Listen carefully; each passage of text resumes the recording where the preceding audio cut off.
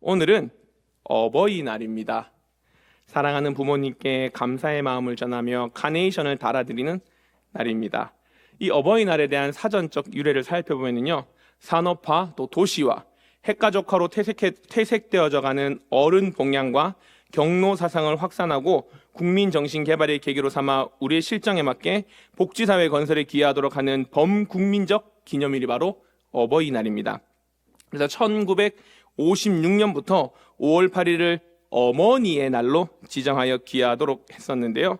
그러다 보니까 아버지의 날은 없다라고 하는 불만의 소리가 나오는 겁니다. 그래서 1973년에 제정되어지고 공포된 각종 기념일 등에 관한 규정으로 인해 어버이날로, 어머니도 아버지도 아닌 어버이날로 이제 이름을 하여서 지정하게 된 것이죠. 이런 어버이날이 우리에게 기쁜 날이라는 것은 우리에게 부모님이 계시거나 아니면 내가 누군가의 부모이기 때문인 거죠. 즉 어버이날은 가족들을 통해서 그 의미가 전달될 수 있는 것입니다. 저도 아직 우리 성도님들에 비해서는 아직 새내기 부모이긴 하지만 제가 부모가 되어 보니까요, 부모의 삶의 부모님의 그 삶의 수고와 희생, 헌신의 마음이 얼마나 큰지 아주 조금은 깨닫게 되는 것 같습니다. 우리는 이렇게 부모가 되어 가정을 세워가는데요, 우리는 우리의 가정을 통하여 무엇을 이루고 싶어 할까요? 참 많은 것들이 있을 수 있지만 근본적으로 오늘 설교의 제목과 같이 우리 모두는 우리의 가정이 기쁨이 넘치는 가정, 또 항상 즐거움이 가득한 가정이 되기를 원할 것입니다. 맞으시죠? 하지만 그 원함은 잘 이루어지지 않을 때도 있다라는 겁니다. 때로는 우리의 가정이, 우리의 집이 지금 휴전 중인 한반도의 전쟁이 다시 시작한 것과 같은, 전쟁과도 같은 가정의 모습일 수도 있다라는 겁니다. 그럼 어떻게 하면 우리의 가정이 기뻐하고 즐거워하는 가정으로 자라갈 수 있을지 오늘 말씀을 통해 함께 살펴보며 우리 모두의 가정이 하나님의 기쁨과 즐거움으로 가득할 수 있기를 간절히 소망합니다. 아멘. 첫 번째, 우리는 그렇게 하기 위해서 무너진 것을 살피고 세워야 합니다. 우리 1절 말씀 다 함께 보겠습니다. 1절입니다. 시작. 이스라엘 자손이 자기들의 성읍에 거주하였더니 일곱째 달에 이르러 모든 백성이 일제히 수문앗 광장에 모여 학사 이스라에게 여호와께서 이스라엘에게 명령하신 모세의 율법책을 가져오기를 청하매. 지금 이스라엘 자손들이요, 자신들의 성읍에 거주하고 있습니다. 이제 그들이 해야 할 큰 숙제 하나가 끝이 났다라는 것입니다. 주전 537년에 수르바벨을 중심으로 이루어진 1차 포로 귀환과 예루살렘 성전 재건, 그리고 주전 458년에 에스라를 중심으로 이루어진 2차 포로 귀환과 신앙 개혁을 기록한 에스라에 이어지는 느헤미야서는 예루살렘 성벽 재건과 에스라와 느헤미야의 개혁을 중심으로 한 이스라엘 공동체의 회복 과정을 보여주고 있습니다.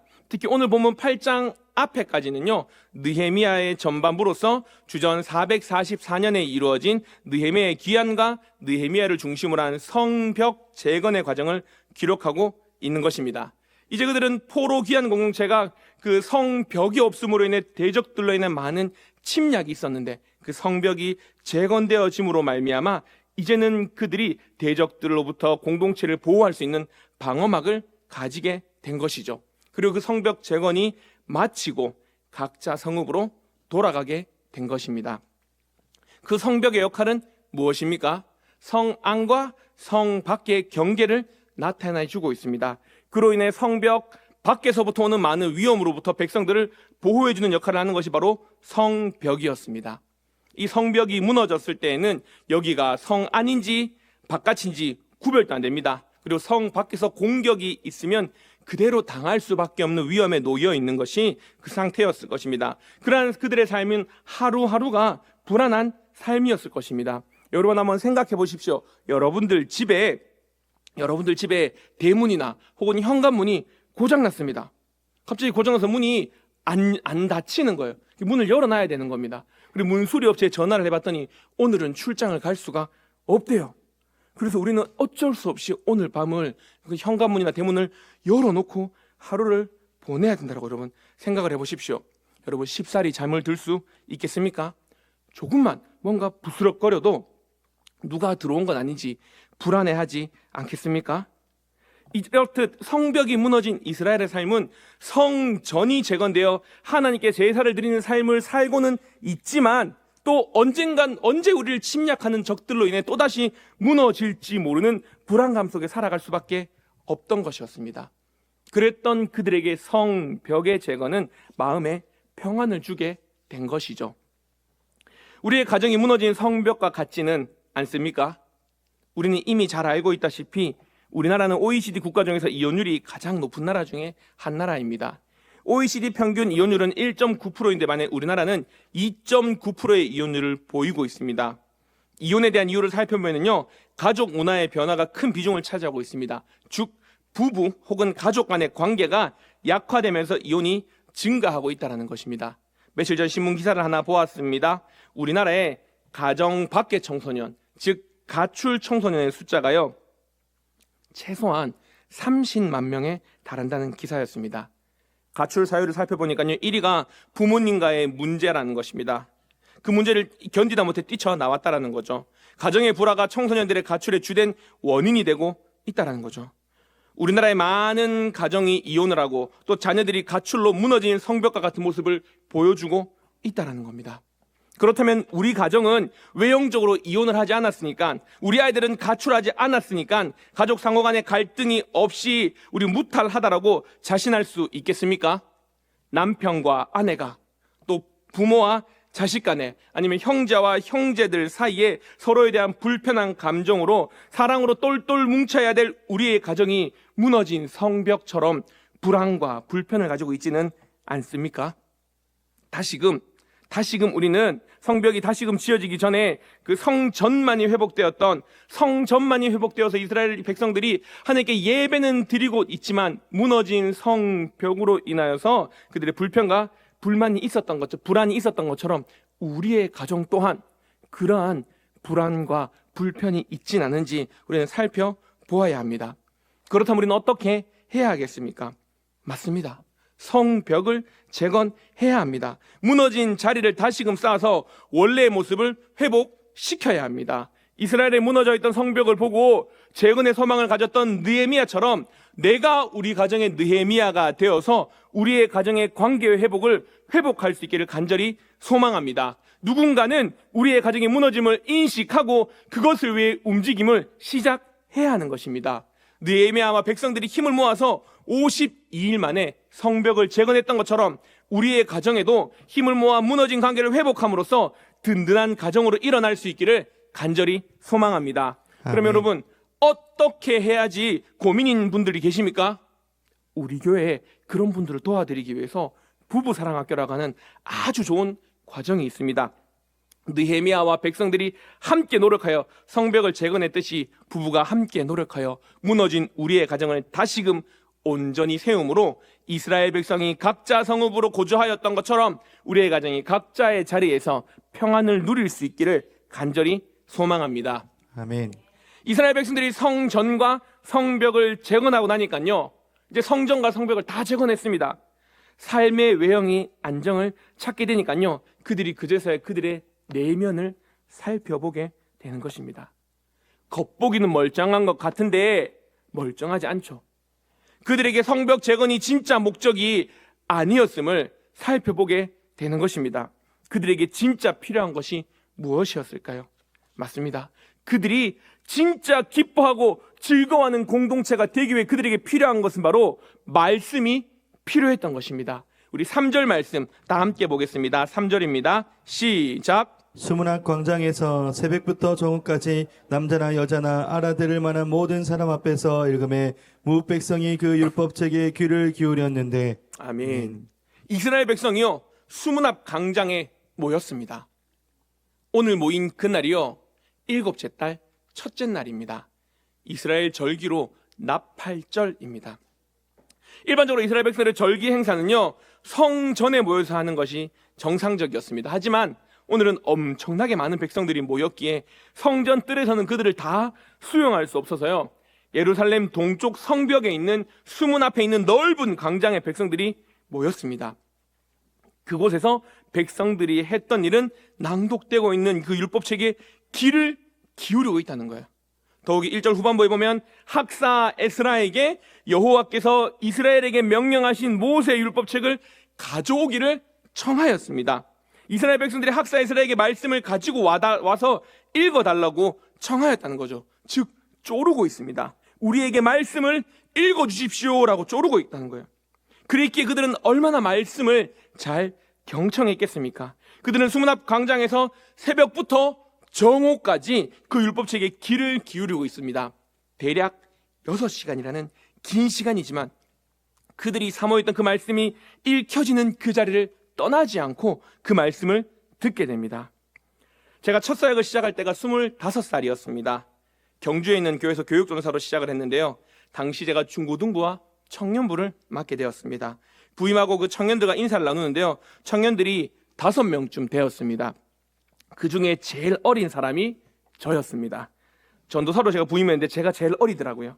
지난주까지는 교회 청년이었던 제가 청년부 전도사로, 그것도 막내 전도사가 되어서 청년들과 해야 되는 가장 큰 숙제는 그들과 친해지는 것이었습니다. 그래서 주일 사역이 마치면 청년들이랑 자주 놀았습니다. 그리고 처음으로 맞이하는 여름 수련회는요, 함께 놀기 위한 수련회였습니다. 정말 신나게 놀았습니다. 그리고 제 기억으로는요, 그 다음번 겨울 수련회에서도요, 물어보지도 않고 놀기 위해서 제가 기획을 하고 같이 열심히 놀았습니다. 그리고 그 다음 해에 여름 수련회 때가 되었을 때 청년들이 저에게 물어보는 겁니다. 전사님, 이번 수련회는 어떻게 합니까? 제가 다시 물었습니다. 어떻게 하고 싶으세요? 물었더니 청년들이 이제 그만 놀고 싶다고 하는 겁니다. 이제 그만 놀아도 될 것 같다고 이야기하는 겁니다. 그래서 제가 그러면 알겠다. 이번 수련회는 성경책만 들고 가자 라고 하며 성경책 한 권을 들고 2박 3일 동안 청년들과 함께 열심히 성경을 보는 시간들을 보내었습니다. 그 이후로 3년 가까이 청년들과 함께 사역을 하면서요, 청년들과 참 많은 은혜를 나누며 동력할 수 있었습니다. 우리의 가정은 지금 무엇으로 채워져 있습니까? 우리의 가정의 주요 관심사는 무엇으로 흘러가고 있습니까? 우리는 가족들과 만나면 어떤 이야기를 나누고 있습니까? 아침마다 전달되고 있는 공동체 성경 읽기로 우리의 가정의 식탁이 채워질 수 있기를 간절히 소망합니다. 매 주일마다 말씀의 요약이 되는 암송 말씀을 우리 아이들과 함께, 우리 가정에 함께 외움으로 말미암아 그 말씀이 우리의 가정의 권면이 될 수 있기를 간절히 소망합니다. 아멘. 성벽이 세워졌지만 온전하지 못하였던 이스라엘 백성들에게 학사 겸 제사장이었던 에스라에게 말씀을 그들은 읽어달라고 했습니다. 왜 말씀을 읽어달라고 했을까요? 4절에 보니까 성경을 낭독하는 에스라 양옆으로 13명의 사람들, 이름을 다 이야기하기도 어려운 그들이 서 있었고요. 7절에도 보니까 또 다른 13명과 레위 사람들이 백성이 서 있는 동안 그들에게 율법을 깨닫게 하고 있습니다. 에스라를 통해 선포되어지는 말씀은요, 히브리어로 기록된 말씀입니다. 하지만 이미 그들은 오랫동안 포로기에 끌려서 다른 나라에서 자랐기 때문에 그들은 히브리어에 익숙하지 않았습니다. 그래서 그들에게 통용되어진 아람어로 많은 유대인 레위 사람들이 함께 통역을 해주었고요. 그뿐만 아니라 그들이 말씀을 듣기를 어려워하니까 해석까지 해주었던 거죠. 에스라가 말씀을 통독하면, 말씀을 읽으면요, 여기 있던 수많은 사람들이 모여있고 그 사람들 중간중간에 13명과 레위 사람들이 서서 그들에게 있으면서 가까이서 그들에게 말씀을 통역도 해주고 해석도 해주면서 선포되어지는 말씀이, 들려지는 말씀이, 그냥 듣고 있는 말씀이 그들에게 들려지는 말씀으로 되게 하게끔 그리하였기에 그들은 지금 어떻게 8절 말씀 한번 다 같이 보겠습니다. 8절입니다. 시작. 하나님의 율법책을 낭독하고 그 뜻을 해석하여 백성에게 낭독하는 것을 다 깨닫게 하니. 그 말씀이 어떻게 되어지고 있다고 합니까? 깨달아지고 있다는 거예요. 그들에게 말씀이 소화되어져 가고 있다는 겁니다. 백성들이 말씀이 깨달아졌다는 거예요. 성경을 1차적으로 듣는 것도 너무나 중요하지만 내가 지금 듣고 있는 성경이 들려지는 성경이 되기 위해서 개인의 연구와 묵상, 그리고 또한 혹은 누군가에 의한 교육을 받게 되면 비로소 하나님께서 주신 율법이 참 의미로 바르게 깨닫고 그 율법을 통해서 하나님의 참된 예배자로 설 수가 있다는 것입니다. 사랑하는 성도 여러분, 우리 역시 그래야 합니다. 읽는 성경, 듣는 성경을 넘어서서 들려지는 성경이 되기 위해서 나부터도 노력하며, 레위기에서 말씀하시는 것처럼 내 자녀에게 신명기 6장에서 말씀하신 것처럼 내 자녀에게 부지런히 가르치라는 그 가르침을 따라서 우리 자녀에게도 성경이 들려지게 하기 위해서 그 뜻을 해석해준 레위인들과 같이 자녀들에게 성경 이야기를 들려주고 성경의 의미를 해석해 줌으로 세상의 지식으로 채워진 그들의 귀가 아닌 하나님의 말씀이 들려지는 가정이 될 수 있기를 간절히 소망합니다. 아멘. 에스라도 혼자서 다 전달하지 못하고 자전달하고 가르치지 못해서 함께 동력했지 않습니까? 여러분들의 가정을 하나님의 말씀으로 채우기 위해서 교회가 힘써 동력하고 있지 않습니까? 여러분, 이미 마련되어진 성경대학, 교리대학, 성경 읽어지는 훈련을 통해서 말씀을 배우는 일에 더욱더 힘쓸 수 있는 저와 여러분들이 되면 참 좋겠습니다. 그리고 올해부터 생겨나게 되었죠. 가족 성경을 통하여서요. 가족이 함께 성경 말씀을 배우고 익힘으로 인해 들려지는 말씀으로 깨달아지는 말씀이 되는 우리 모든 가정들이 될 수 있기를 간절히 소망합니다. 아멘. 다른 무엇으로 가정을 채워보려 해도요, 결국 밀려왔다가 밀려가는 파도처럼 다 가버립니다. 거품처럼 뭔가 부음하게 있는 것 같지만 꺼져버립니다.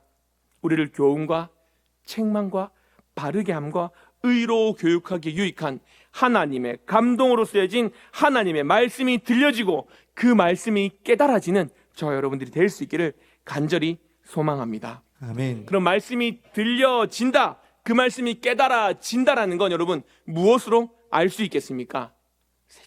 세 번째로는요, 반응이 있어야 됩니다. 여러분, 설탕을 물에 넣었습니다. 그러면 어떻게 됩니까? 물에 녹아야 됩니다. 설탕과 물이 만나면요, 설탕이 물에 반응해서 녹아야 됩니다. 근데 만약에 분명히 설탕이 물에 든 컵에 넣었는데 안 녹아요. 반응하지 않으면요, 설탕이 잘못됐거나 그 물이 잘못됐거나 뭔가 잘못돼도 잘못된 겁니다. 에스라를 통하여서요, 말씀이 읽혀지게 되자 어떻게 해요? 이스라엘 백성이 즉각적인 반응을 합니다. 5절입니다. 함께 봅시다. 에스라가 시작. 에스라가 모든 백성 위에 서서 그들 목전에 책을 펴니 책을 펼 때 모든 백성이 일어서니라. 에스라가 강단에 서서요, 그들 앞에서 율법책을 딱 폈습니다. 그랬더니 백성들이 어떻게 해요? 일제히 일어나게 됩니다. 말씀에 반응하고 있는 거죠. 그리고 6절 말씀 다 같이 한번 봅니다. 다시 한번 에스라가 시작. 에스라가 위대하신 하나님 여호와를 성축하며 모든 백성이 손을 들고 아멘 아멘 하고 응답하고 몸을 굽혀 얼굴을 땅에 대고 여호와께 경배하니라. 아멘. 말씀을 낭독하며 위대하신 하나님을 송축하는 에스라를 보고요, 백성들도 함께 반응합니다. 어떻게 해요? 손을 들고 아멘 아멘 하며 그리고 엎드려 하나님께 얼굴을 대고 경배하는 것입니다. 여러분, 이런 모습은요, 원래는 전쟁 포로들에게서 볼 수 있는 것입니다. 자신들보다 강한 나라에게 굴복하는 모습인 거죠. 하지만 오늘 이스라엘 백성들의 모습은 강한 나라 앞에 굴복하는 모습이 아닌 바벨론과 메대와 바사가 그동안 우리를 다스렸지만 진짜 우리를 다스리는 분은 여호와 하나님이심을 그들이 엎드려 경배하는 이스라엘 백성들의 모습이라는 것입니다. 이것이 우리의 예배의 모습이 되어야 하는 것이죠.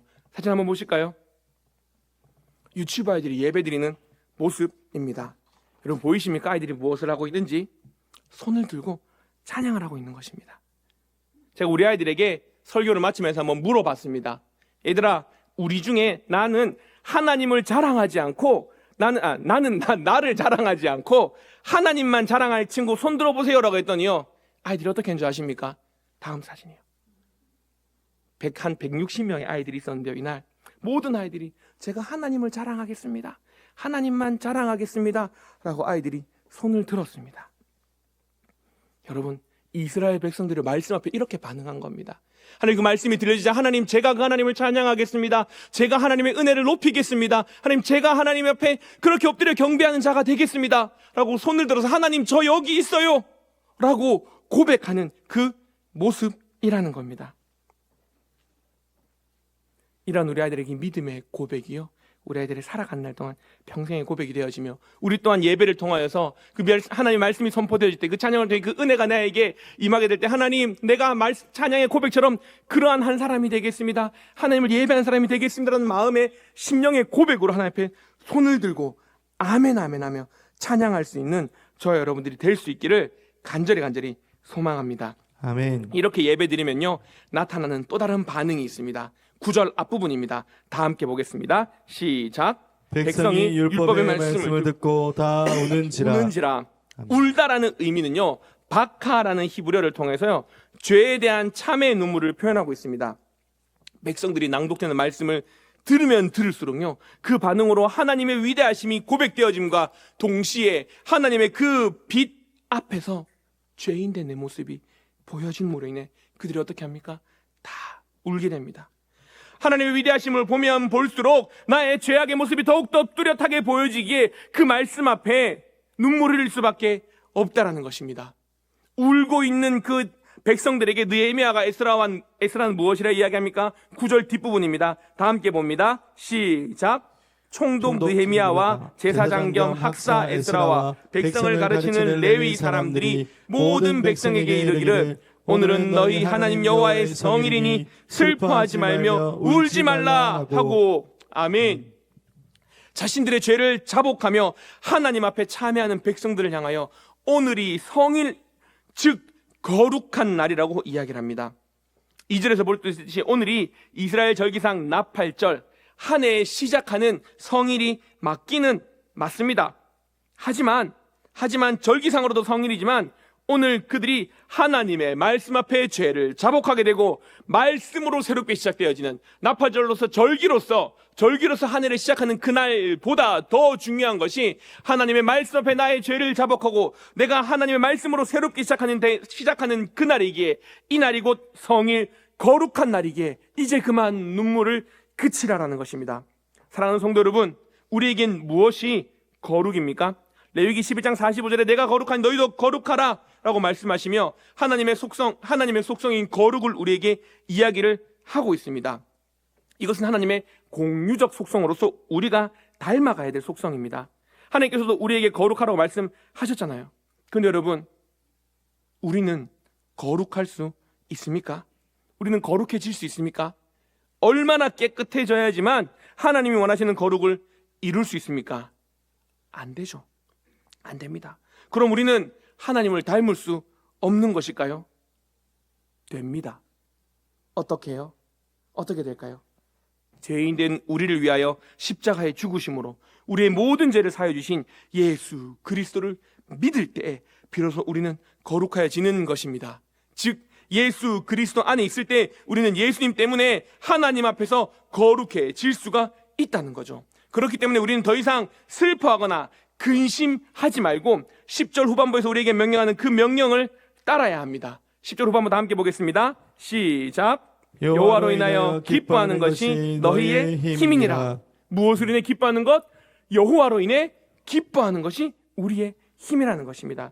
더 이상 나라를 빼앗긴 슬픔도, 성벽이 무너진 슬픔도, 누군가를 침략하는 두려움, 또 침략에 대한 두려움으로 우리가 멈춰 있는 것이 아니라 하나님의 그 말씀이 우리에게 들려짐으로 말미암아 그 말씀 앞에서 믿음으로 반응할 때 깨달아지는 그 하나님께서 우리에게 모든 근심과 슬픔을 거두어 가셨기에 그 슬픔이 사라진 그 자리에서 우리가 해야 하는 것은 여호와로 인하여 기뻐하는 것, 그것이 우리의 모습이 되어야 하는 것입니다. 또한 12절 상반절에서와 같이 우리가 기쁨의 삶으로 헌신할 때 우리에게 찾아오는 모든 백성이 곧 가서 먹고 마시며 나누어주고 크게 즐거워하는 것, 이것이 우리의 삶의 모습이 되어서 하나님의 그 즐거움을 회복함으로 말미암아 하나님의 기쁨과 즐거움이 가득한 저와 여러분들의 삶이 될 수 있기를 간절히 소망합니다.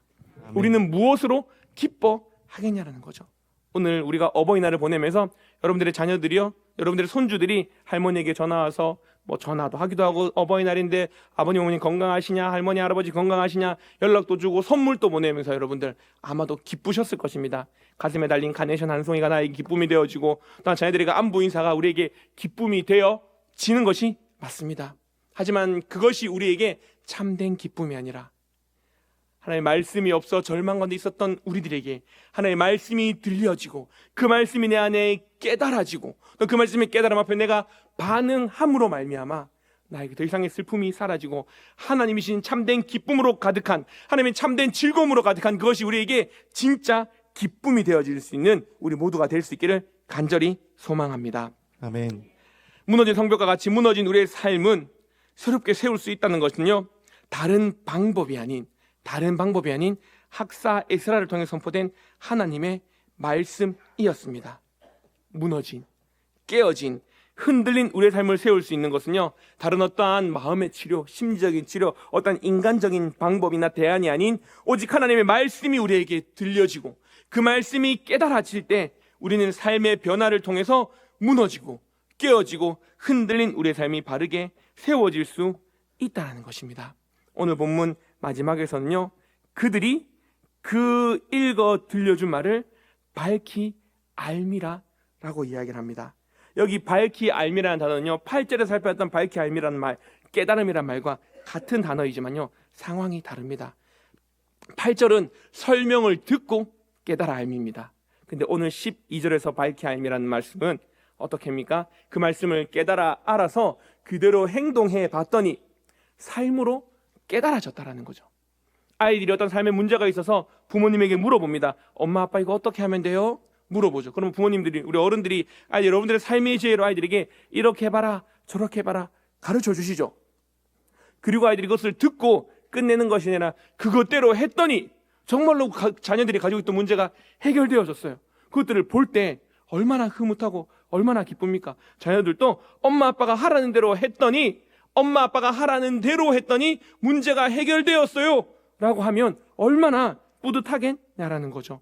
오늘 12절에 말하는 이 밝히 알미라라고 하는 이것은요, 그 삶을 통해 깨달아진 말씀대로 행동했더니 이런 깨달음이 있었고 이런 삶의 고백이 있습니다, 알게 되었습니다 라고 하는 거죠.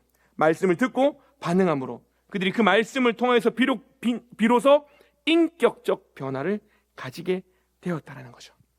사랑하는 성도 여러분, 우리의 가정이 이러한 가정 되어질 수 있기를 간절히 소망합니다. 아멘. 말씀이 들려지는 그 말씀을 내가 은혜를 통해 내가 삶으로 반응하고 그 반응하는 삶이 내 삶 가운데 적용되어질 때 그것이 내 삶을 변화시켜 나아가는, 그러함으로 말미암아 그 말씀을 통해 우리가 믿음으로 고백할 수 있는, 살아계신 하나님을 믿음으로 고백해 낼 수 있는 저와 여러분들이 되어 그런 우리의 삶을 통하여서 또 다른 믿지 않는 자들에게 하나님의 살아계심을 우리의 삶을 통해 드러낼 수 있는, 그래야 세상을 변혁하는 우리 경산중앙교회 모든 가정들이 될 수 있기를 간절히 소망합니다. 아멘. 기도하겠습니다.